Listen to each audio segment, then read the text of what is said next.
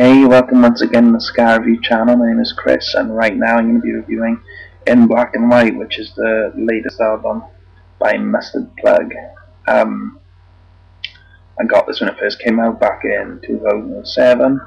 It's released on Hopeless Records. I was really excited about getting this album. Very excited because it's Mustard Plug, and I grew up with these guys. I mean, one of the world's really good third wave ska bands. And like 2 years before that, I bought the greatest hits, so I kind of like filled in the gaps of the really early stuff that I hadn't heard. And I was, really into them, and I was hoping for more of the same. And then I kind of got hold of this, and I was a bit disappointed, to be honest with you. Don't get me wrong, this is a great album, but it's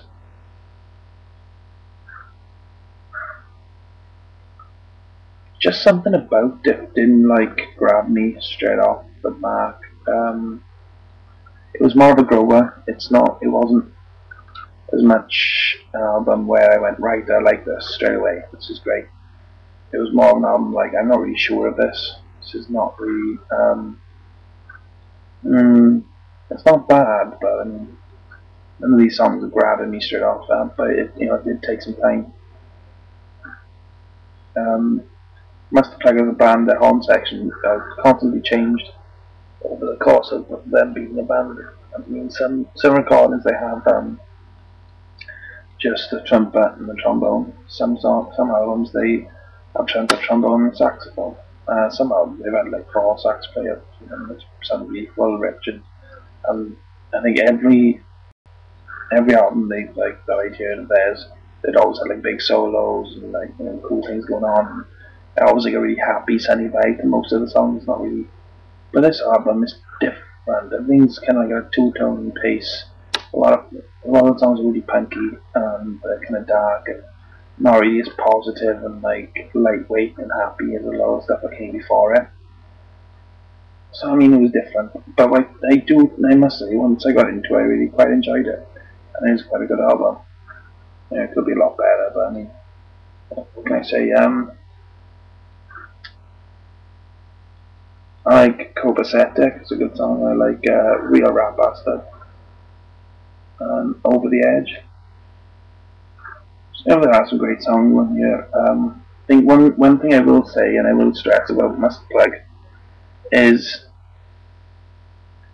they've really had bad luck as a band. I mean, as far as the labels they've been on as concerned, they're on Hopeless Records right now, but I mean, they were never on a big enough label, and I think with a lot of bands, it's the label that you're on that makes a difference.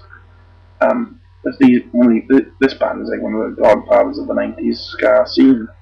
Like as far as SKA-PUNK, third wave ska movement in the 90s, they started in 91. And they're never like recognised alongside Skank and Pickle. They never, even though they were kind of that era, they were kind of that early third wave sound. It's only like recently that they're starting to be thought of in that breath, now that they're spearheading the Ska is Dead tours and they're kind of around all the time. It's only kind of recently that they've been given the status that they deserve as a band, which is kind of sad because I'm sure they would have been a lot more popular in the 90s if they'd have had the right label and they had the right label support.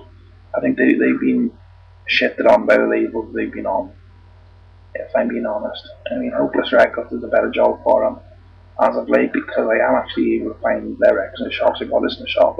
So, granted, it was Spiller's Records, it wasn't like HMV or anything, but yeah. But I think in the past I have had trouble getting hold of the albums and stuff like that. And these guys have to send away from them. And like back in the day in the 90s, they had a mail order on their albums. So, yeah. But yeah, I did enjoy it. We're all Mustard Plug fans. If they're into the old third wave stuff, they're not going to get it. They'll get good music, but it's kind of different. It's kind of reminiscent of the Buckle 9 album, Sustain, where it's different. And not in a bad way, but it's a grower of an album, and it'll take you some getting used to if you want to. But it's definitely worth getting used to. It's a good album. Back of it, with them moving around like studio shot, whatever. Yeah, that'll be much interesting on there. And the thing that always gets me is when he's But, you know, you can see what I'm pointing to. He's written a U on his tongue. He looks like, anyway. I mean, have you ever put felt tip pen on your tongue? Oh, tastes bad, man. So yeah, that's love right there.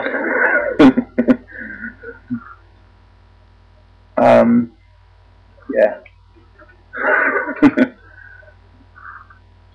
Just saying, I always think about it. I've remarked about it with friends. Weird. I'd give this album a 4 out of 5 because after taking time to actually listen to it and appreciate it, I did, and I grow to like it. So 4 out of 5 for me. Definitely check it out if you're a fan of Mustard Plug, and in fact, the Third Wave Sky, you'll enjoy this. I mean, Chris, you've been great. Please rate, comment, and subscribe if you can. It'll be greatly appreciated. Tell your friends about it as well. I mean, if you know anyone who likes ska music, I like what I do. So yeah, thanks for watching. Cheers.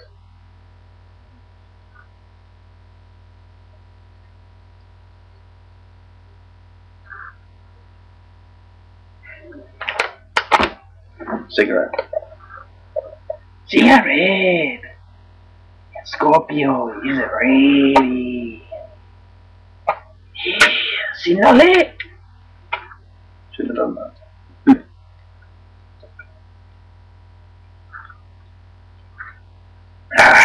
Sinale! Yeah.